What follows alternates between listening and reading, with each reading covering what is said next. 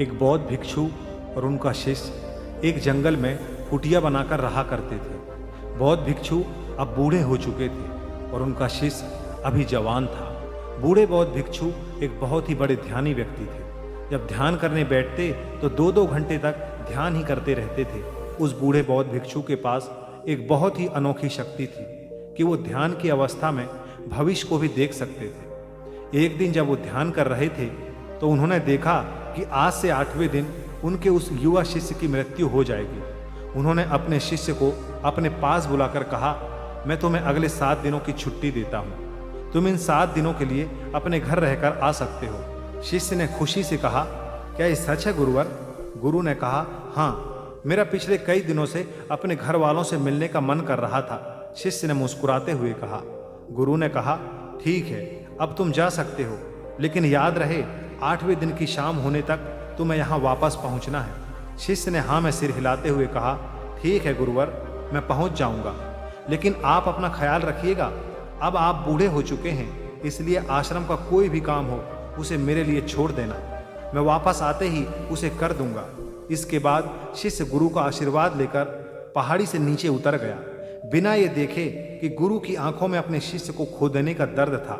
शिष्य के गांव के रास्ते पर एक नदी पड़ती थी। नदी के किनारे चींटियों का हिल था, जहां लाखों चींटियां थीं। उनमें से कुछ चींटियां लगातार हिल के अंदर जा रही थी और कुछ बाहर आ रही थी, जिसमें से कुछ चींटियां एक दूसरे से टकरा जाती और फिर अपना रास्ता बदल लेती। ये सब देखकर उस शिष्य को बड़ा आनंद आ रहा था। वो कुछ देर तक वहीं खड़ा होकर उन चींटियों को देखता रहा। फिर अचानक उसका ध्यान नदी की तरफ गया। उसने देखा कि नदी का पानी धीरे धीरे बढ़ रहा है, जिससे उठने वाली लहरें चींटियों के हिल के पास तक पहुंच सकती है, जिसकी वजह से ये लाखों चींटियां बेवजह मर जाएंगी। ये सोचकर उसने तुरंत ही अपने ऊपर के कपड़े उतारे और उसने मिट्टी भरकर चींटियों के हिल के चारों तरफ एक घेरा बना दिया। साथ ही उसने कलात्मक तरीके से मिट्टी को काटकर एक छोटी सी नाली बना दी, ताकि लहरों से आने वाला पानी नाली के माध्यम से वापस नदी में चला जाए। इसके बाद वो नदी पार कर अपने घर चला गया। घर पहुंचने के बाद उसके 8 दिन कब बीत गए उसे पता ही नहीं चला। 8वें दिन उसे याद आया कि आज शाम तक तो गुरु ने आश्रम में वापस लौटने का आदेश दिया था। उसने उसी रात अगली सुबह आश्रम के लिए निकलने हेतु सारी तैयारी कर ली थी। सुबह होते ही वे आश्रम के लिए निकल पड़ा। उसे उम्मीद थी कि वो शाम होने से पहले आश्रम वापस पहुंच जाएगा। शाम हो चुकी थी। यहाँ गुरु आश्रम में बैठे बैठे ये सोच रहे थे कि आज तो 9वां दिन है। अब तक तो मेरा शिष्य इस दुनिया को छोड़ चुका होगा। वो इस बात से काफ़ी दुखी थे कि वो मरने से पहले आखिरी बार अपने शिष्य को देख ना सके। गुरु बैठे हुए ये सब सोच ही रहे थे कि उन्हें दूर से एक इंसान आता हुआ दिखाई दिया।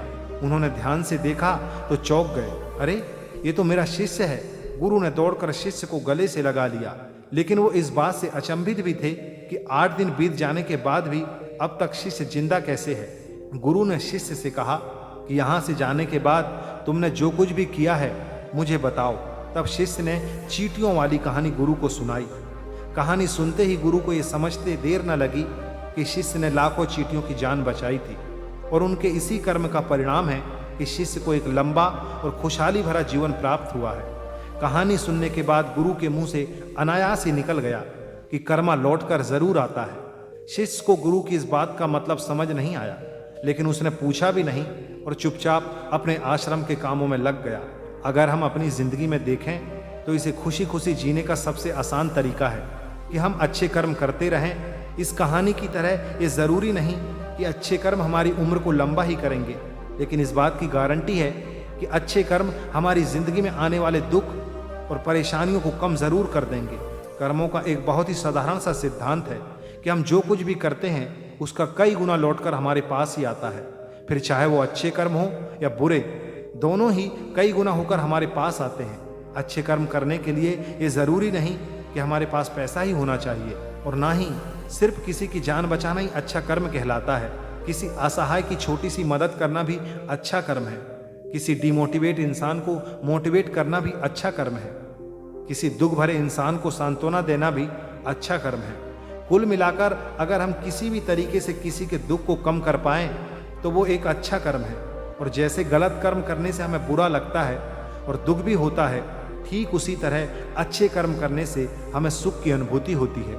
इसलिए अगर हम अपनी ज़िंदगी में खुश रहना चाहते हैं तो हमें आज से ही दूसरों के दुख दर्दों को कम करने की कोशिश शुरू कर देना चाहिए और हम देखेंगे कि हमारी लाइफ अपने आप ही खुशियों से भर जाएगी। तो दोस्तों, ये थी आज की हमारी कहानी।